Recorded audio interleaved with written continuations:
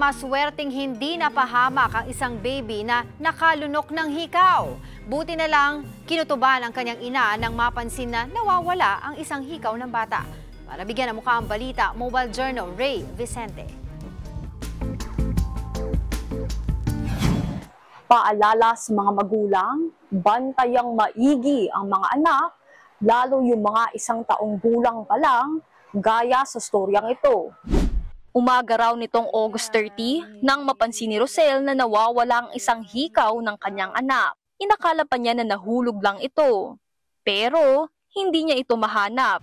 Siyempre, mother instinct, parang what if nalunok niya? Parang ganun. Sabi ko, basta ipa-x-ray ko na lang. Pumunta agad sila sa ospital at doon na nakumpirma ang kinakatakot ni Rosel. Pagka-x-ray, talaga yung pinicturean yung monitor as in kitang-kita yung hikaw na bilog. Kasi parang clip siya ganun madaling tanggalin. Nasa tiyan na ang hikaw nang makita sa x-ray.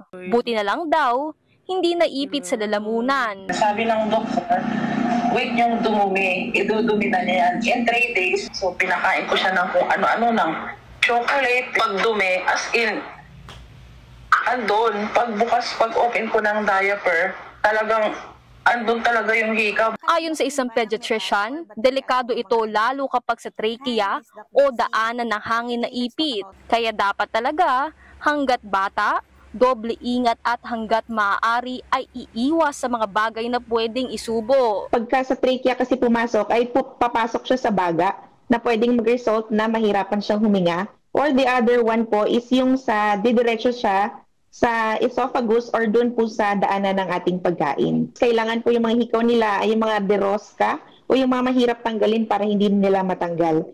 Mobile journalist Ray Vicente po, hatid ang mukha ng balita.